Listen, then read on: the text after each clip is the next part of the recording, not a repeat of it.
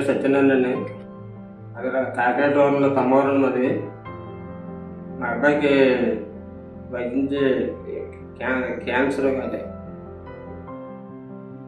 Bone cancer అని కొంచెం తెలిసిందండి స్కానింగ్లోను. తర్వాత నాకు తెలిసిన తర్వాత మెడికల్ హాస్పిటల్లో బాగుంటుంది వైద్యం అని చెప్పారండి. బయట నేను వచ్చానండి. వచ్చిన తర్వాత ఇలాగ అన్నీ అడిగితే ఇలాగ చెప్పారండి. చెప్పిన తర్వాత ఫస్ట్ మరొకసారి కలిసామండి. మరొకసారి కూడా బాగా చెప్పారండి. ఇలా చేస్తే బాగుంటుందమ్మా, ఏ కంగారు పడకుండా, దీనికి వచ్చిన ప్రాబ్లం ఏమి ఉంటుంది. సార్ కూడా బాగా చెప్పారండి. మాకు కిమ్మ పెట్టారండి 3 సార్లు. కిమ్మ పెట్టిన తర్వాత సెట్ అవుద్దాము, కంగారు పడకండి అంటే మళ్ళీ అన్నిసార్లు కలమని చెప్పారండి.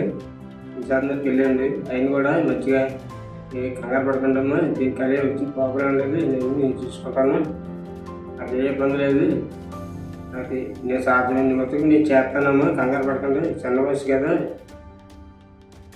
బోన్ క్యాన్సర్ కుడి చేతికి అవుతుందండి. ఆ కుడి చేతికి రావడం వల్ల అన్నిసార్లు కలిసామండి. అన్నిసార్లు కలిస్తే ఇలాగ డీటెయిల్గా చెప్పారండి.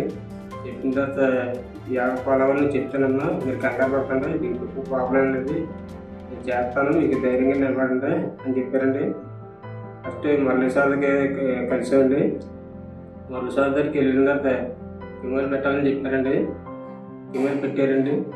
కిమోలు పెట్టిన తర్వాత మళ్ళీ అన్నిసార్లు కలమన్నారండి. అన్నిసార్లు కలిసామండి.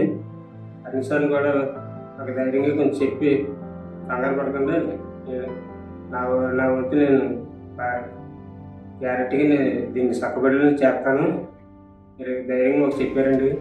ఆ ధైర్యం మీద మేము కూడా ఇబ్బంది పడలేదండి. ఆయన ఫస్ట్లో కొంచెం చెప్పడంలో మేము భయపడ్డామండి. అన్నిసార్లు ఆపరేషన్ దగ్గర పెట్టిన తర్వాత ధైర్యం చెప్పారండి. మీరే కంగారు పడుతుంది, చిన్న వయసు కదా, నేను చేస్తాను, మీరు కంగారు పడకుండా ధైర్యంగా ఉండాలని చెప్పారండి. అన్నిసార్లు చాలా థ్యాంక్స్ అండి. వైద్యం చేసిన తర్వాత కూడా నేను అన్నిసార్లు నమ్మకం పెట్టుకున్నానండి. ఎలాగని చేస్తారా, సక్సెస్ చేస్తారా అని మాకు కొంచెం ధైర్యం కలిగిందండి.